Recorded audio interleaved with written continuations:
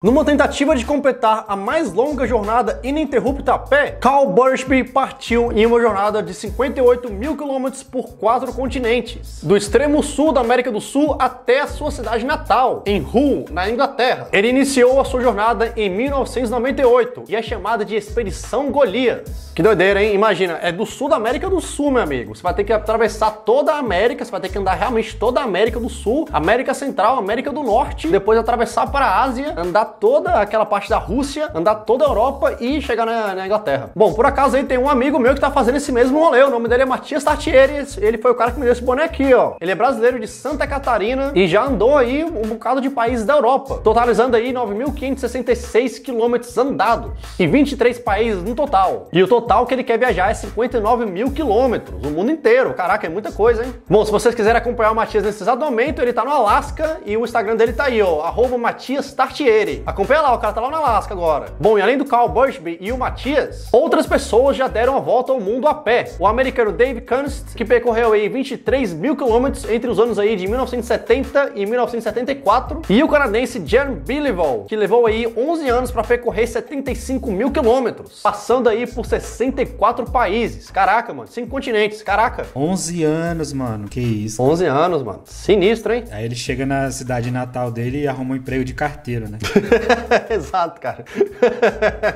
Bom, mas vamos voltar aí pra nossa história desse cara que é extremamente interessante, o Carl Bushby e a sua expedição Golias. Carl Bushby nasceu em 30 de março de 1969, em Hull, na Inglaterra, e ele ingressou no exército britânico aos 16 anos de idade, servindo como paraquedista por 11 anos. Caraca, então o cara já era casca grossa, né, mano? O cara já era casca grossa aí, mano. 11 anos, hein? E ele começou sua jornada no dia 1º de novembro de 1998, ou seja, quando ele começou a expedição dele de volta ao mundo, ele tinha apenas 29 anos de idade, meu amigo. O cara novinho, mano. Vou andar o mundo. Minha idade, ó. Eu tenho essa idade aí. E aí, tu andaria o mundo agora, mano? Eu fui pra Ilha Grande agora e fiz umas 2 trilhas, tô com o joelho doendo até agora.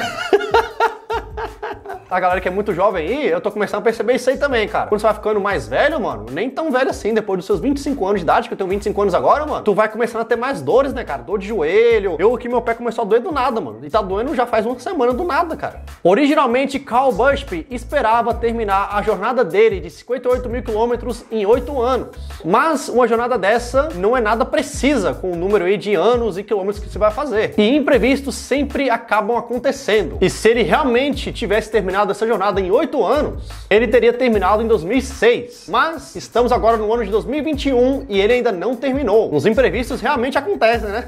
Ou seja, tem aí mais ou menos 23 anos que esse cara tá caminhando o mundo. E como esse ano aqui tá tendo pandemia, e ano que vem também as paradas ainda vão estar fechadas, provavelmente, você sabe que esse cara pode não terminar aí nos próximos anos. Lá pra 2025 ele pode terminar, mas agora ele não consegue terminar. E por acaso, se você pesquisar o nome dele, Carl Bushby, no Google, um dos principais assuntos que você vai encontrar é coisas como aonde Carl Bushby está agora. E o que a gente sabe é que o ex-paraquedista aí britânico, Carl Bushby, não gosta muito de atualizar as pessoas nas suas redes sociais. Mas mesmo assim, a gente fica sabendo de vez em quando aonde ele está e o que ele está fazendo. Mas vamos aos primeiros passos aí do Carl Bushby. Carl Bushby, que começou a sua jornada em 1998, caminhou mais de 27 mil quilômetros até 2006. Ou seja, nesse tempo aí, mais ou menos, que ele falou que ia terminar o mundo todo, ele só conseguiu terminar a América do Sul, Central e Norte. É igual obra, né? É tipo um pedreiro de obra, né? Exatamente, cara. Ele fala, não, isso aí eu termino em 2 anos, tá pronto esse prédio aí. Pô, o cara, 7 anos aí, não fez nem a metade da volta ao mundo, né? Então ele levou aí mais ou menos 7 anos pra caminhar desde o extremo sul da América do Sul até o Estreito de Bering, lá na ponta do Alasca. E esse caminho incluiu uma travessia a pé no Estreito de Darien, que é um trecho de 110 quilômetros de selva lotado de guerrilheiros e grupos paramilitares, que separa aí o Panamá da Colômbia. A gente até já falou desse estreito aqui, que é extremamente difícil de atravessar lá, é impossível de atravessar, inclusive nesse estreito. O cara conseguiu atravessar andando. O cara é muito doido, hein, cara? O cara é muito doido já a partir de aí, hein? O cara atravessou ali, mano. O cara falou com a galera lá das milícias, tá ligado? Ô, me deixa passar aqui, rapidão. Só que isso não se compara nada com o que ele fez lá no Estreito de Bering. Mas vamos chegar lá ainda. Tamo andando, tamo caminhando. E tudo isso, toda essa caminhada dele, ele fez carregando um carrinho. Em vez de carregar uma mochila e tal, um mochilão, porque seria muito ruim pras costas dele, ele foi carregando um carrinho, igual tá na foto aí, igual o Matias Tartieri faz também. O cara levar um carrinho e tá levando as suas paradas lá no carrinho dele. Tudo que ele precisa tá nesse carrinho. Comida, roupa, barraca, tá tudo aí. E ele apelidou o carrinho dele de The Beast. A besta. É muito inteligente, isso aí tem que ser, né, cara? Imagina o cara fazer isso tudo com uma mochila nas costas. E esses caras aí levam comida de, tipo, 30 dias, cara. Leva altas comidas, leva, tipo, macarrão pra caramba. O Matias come muito macarrão, mano. Isso tudo até agora, meus amigos, foi quando ele saiu lá do extremo sul da América do Sul até a América do Norte. O que ele já fez aí de sinistro foi atravessar o estreito de Darien, lá entre a Colômbia e Panamá. Só que ele fez uma parada mais sinistra ainda em 2007, quando esse cara fez nada mais, nada menos do que atravessar do Alasca até a Rússia, atravessando aí o estreito de Bering. Em março de 2007, Carl Busch estava acompanhado do aventureiro francês Dimitri Kiefer, e juntos eles dois cruzaram o estreito de Bering a pé. Exatamente, eles não cruzaram aí com navio, eles não cruzaram aí de carro, os caras cruzaram a pé, um lugar que só tem água. O que já é um milagre, né? É um milagre aí, cara.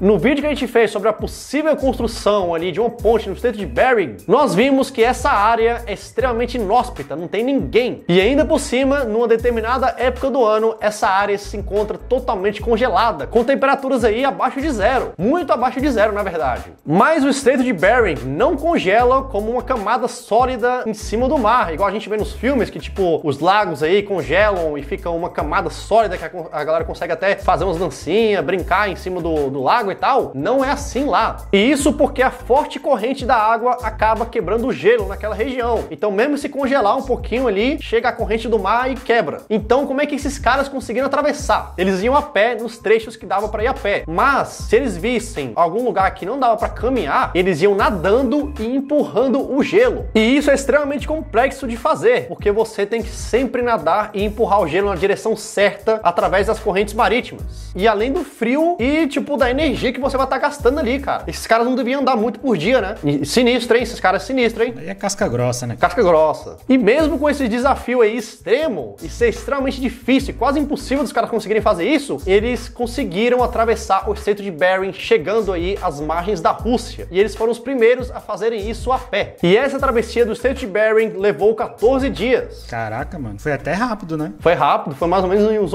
uns 8 km por dia que esse cara fez. Que é o que normalmente eu ando na minha vida por dia. Não, por semana, né?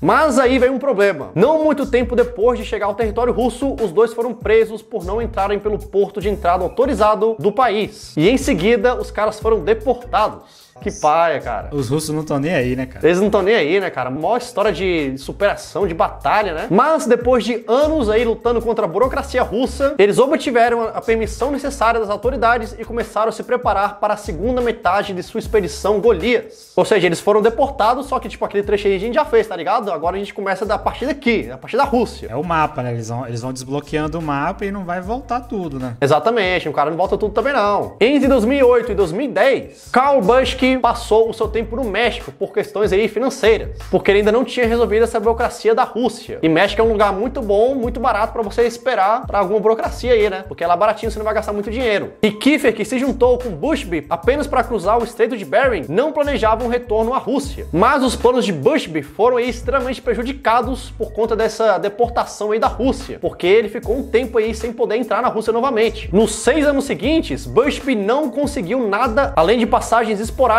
na tundra siberiana, que é aquela região lá que ele chegou na Rússia. E essa região só é transitável em condições de congelamento. Então esse cara aí passou 6 anos fazendo viagens curtas ali para essa parte aí da Rússia, para fazer uns trechos curtos enquanto estava congelado, e depois ele voltava pro México, porque a Rússia não deixava ele ficar ali por muito tempo, e também o lugar só podia andar quando ele estava congelado. Esse cara aí é sinistro, hein? O cara não desistiu, mano. Mas aí, depois de conseguir um patrocinador novo em 2010, Bushby começou a sua jornada pela Rússia em 2011. E em 2012, quando ele tentou estender seu visto, o seu visto foi negado para a Rússia novamente. Isso porque em 2011, ele sem querer entrou em uma das zonas de segurança proibidas da Rússia. E por conta disso, as autoridades ali da Rússia não deixaram ele entrar naquele país novamente por 5 anos. Caraca, mano, mas a Rússia também. A Rússia também não ajuda, né, mano? Bushby contratou aí um advogado para fazer lobby junto às autoridades da Rússia. Mas a expedição Golias parecia estar paralisada. Talvez até por por tempo indeterminado. E por isso, Busby caminhou então mais de 4.800 quilômetros desde Los Angeles até Washington DC para chegar até a embaixada da Rússia. E então, no final dessa caminhada aí de Los Angeles até Washington, a sua proibição de entrar na Rússia foi anulada. Ele conseguiu que o governo russo desse uma autorização para ele retornar à Rússia novamente. E ele recebeu até uma carta convite do governo russo. Caraca, o cara conseguiu, né, mano? O Karl Busch então pegou um avião, voou para a Rússia e continuou sua caminhada, atravessando toda a Rússia. E em 2017 ele cruzou a fronteira entre a Rússia e a Mongólia. Essa parte da Rússia foi bem complicada para ele, hein, cara? Eu já teria desistido aí, hein? Eu também. Eu ia fazer outra coisa, cara. Sei lá, eu ia virar day trader, não sei o que eu ia fazer, não, cara.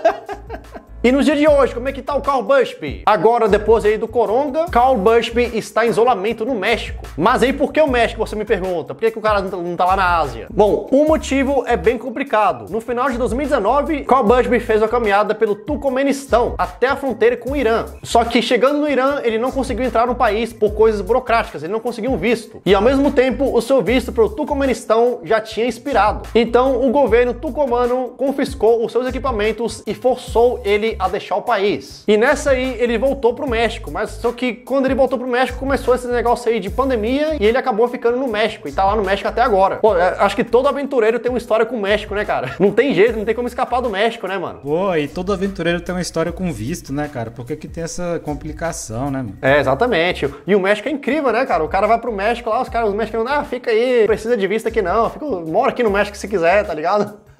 E também, cara, essa viagem dele aí teve muito imprevisto, mas vai ver, deve ter muito imprevisto que é tipo assim, o cara tá andando aqui e fala, vamos tomar um café lá em casa. Exatamente, deve ter. Lá em casa tem piscina, vamos lá, para de andar aí. É muita tentação no caminho, né, cara? E os caras aproveitam, por que não, né? Por que não? Eu acho que a coisa mais difícil de dar uma volta ao mundo a pé é o psicológico, mano. Porque não é nem físico, porque você tá andando, você não tá correndo, né? Mas, cara, o psicológico de você saber que você tem o mundo inteiro, tá ligado? Pra andar, velho. Imagina você tá andando, dando a volta ao mundo, aí você olha, você não passou do Espírito Santo ainda. Você fala, putz, mano, ainda tem o resto do mundo ainda, mano. Não conseguia não, mano. Eu tenho mais coisa pra fazer, tá ligado? Eu vou fazer outra coisa, mano. Eu não consigo nem andar o mapa do GTA andando, tá ligado? Agora, uma coisa que não tá andando, e nem correndo, e nem de carro, tá de foguete. É esse canal aqui, rapaz. Tá crescendo igual foguete. Já atravessou os 200 mil inscritos e já vai pro 1 milhão. Então, muito obrigado aí por assistir. E muito obrigado aí. Volta na próxima aí, rapaz. Até mais, tchau!